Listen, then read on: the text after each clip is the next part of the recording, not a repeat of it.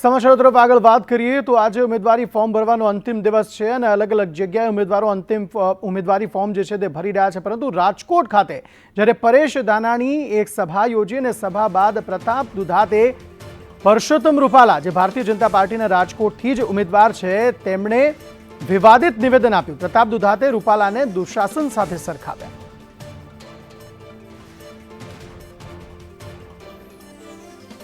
महाभारत में श्रेष्ठ महाभारत इस समय याद करो दिवसों के गुरु द्रोण था, भीष्म पिता था, कृपाचार्य था અને દ્રૌપદીનું વસ્ત્રારણ હાલતું હતું અને મુખ પ્રેક્ષક બની અને સંજયને બધા જોતા હતા. ત્યારે અભિમન્યુએ કીધું હતું કે પિતાજી તમે મુંજાઓમાં 9 કોટા વિંધી અને હું યુદ્ધ કરવા જાઉં. અમરેલીથી આવેલો અમારો યુવાન એ સમયના અભિમન્યુની જેમ 9 કોટા વિંધી અને રૂપાલાને વિંધી અને પરત પાછો આવશે એમાં કોઈ શંકા નથી.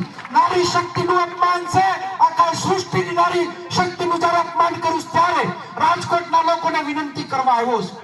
સરદાર સાહેબના સાનિધ્યમાં બેઠા ત્યારે 5 વર્ષ પૂર્વે પાટીદારના દીકરાઓના બલિદાનને પણ યાદ કરી એનો પણ સમાજે બદલો લેવાનો સમય પાકી ગયો. નારી શક્તિ આગળ રહેશે, પટેલ સમાજની પાછળ રહેશે. 18 વર્ણ સાથે મળી આ રૂપાલાને ભરી પીશે અને દુતરાષ્ટ્ર પ્રેમ દિલ્હી વાળાને જે દેખાડ્યો આ દુશાસન રૂપી રૂપાલાને જાકારો આપશે એમાં કોઈ શંકા નથી. આપને ફરી વખત વિનંતી કરું છું, એક વ્યક્તિ બુથ સંભાળે લોકોએ મન બનાવ્યું અને અહીંયાનો રણટંકાર પરેશભાઈ અમરેલીની બજાર પણ દેખાઈ રહ્યો. અમે તમને ખાતરી આપીએ શરૂઆત તમે અહીંથી કરો. અમરેલી અમે તમને જીતીને આપશું. જય હિન્દ, જય ભારત. યજ્ઞેશ દવે આ અંગે વધુ વાતચીત કરવા માટે જોડાયા છે. યજ્ઞેશભાઈ, શું કહેશો જે પ્રમાણે પુરુષોત્તમ રૂપાલા માટે નિવેદન પ્રતાપ દુધાત દ્વારા આપવામાં આવ્યું છે? થોડા સમય પહેલા પ્રતાપભાઈએ નરેન્દ્ર મોદી માટે પણ શબ્દો બોલ્યા હતા. એટલે મને એવું લાગે છે કે કોંગ્રેસના તમામ નેતાઓની માનસિક પરિસ્થિતિ અત્યારે હતાશાની અંદર ખરાબ થઈ ગઈ લાગે છે. એટલે મારે વધુ તો કશું કહેવું નથી, પરંતુ જે વ્યક્તિ વિધાનસભાની અંદર પણ ભરવું પ્રદર્શન કરી ચૂકેલા હોય એવા વ્યક્તિ પાસેથી અપેક્ષા પણ શું રાખી શકાય?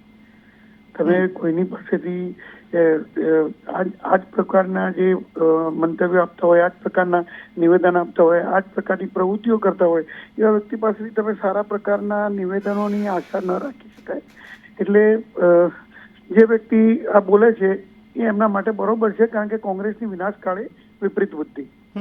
પરંતુ કોંગ્રેસને દોડવું હતું ને ઢાળ મળી ગયો છે તેવું આપને લાગી રહ્યું છે આ જે ક્ષત્રિય સમાજનો જે વિવાદ સામે આવ્યો છે ત્યારબાદ? ક્ષત્રિય સમાજનો વિવાદ જે ખરો એને ભારતીય જનતા પાર્ટી કે એને કોંગ્રેસને કોઈ મતલબ નથી. પુરુષોત્તમ રૂપાલાજી જે શબ્દ બોલ્યા હતા એ શબ્દ માટેનો પ્રશ્ન છે. એમાં ભારતીય જનતા પાર્ટીને ક્ષત્રિય આગેવાનો પણ કહે છે કે ભારતીય જનતા પાર્ટીની તેઓ સાથે જ છે, બરોબર. પણ જે આનો અને ભારતીય જનતા કોંગ્રેસ તેને મુદ્દો બનાવે છે એ રીતે મારો સવાલ છે. મારી વાત મને પૂર્ણ કરવા દો ને. પણ ભારતીય જનતા પાર્ટીના ઉચ્ચ આગેવાનો એના માટે પ્રયત્નશીલ છે અને ટૂંક સમયમાં એનો સારો નિકાલ આવશે. કોંગ્રેસનો મુદ્દો બનાવો તો બનાવે, ન બનાવો તો ન બનાવે. કોંગ્રેસની જોડે પ્રજા નથી ગુજરાતની અને ભારતની, એ કોંગ્રેસને ખબર છે.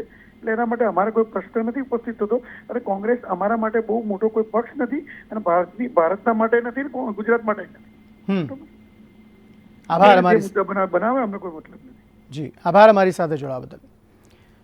તો પરસોત્તમ રૂપાલાને દુશાસન સાથે સરખાવ્યું, પરંતુ યજ્ઞેશ દવે કહ્યું કે કોંગ્રેસ તમારી સામે કંઈ જ નથી તેવું નિવેદન તેમણે આપ્યું છે. અને સાથે પરસોત્તમ રૂપાલાના મુદ્દાને લઈને તેમણે કહ્યું કે કોંગ્રેસને તેનાથી કોઈ જ લેવા દેવા નથી અને સુખદ સમાધાન એ સમગ્ર મામલાનું થઈ જશે તેવું પણ યજ્ઞેશ દવેએ કહ્યું છે.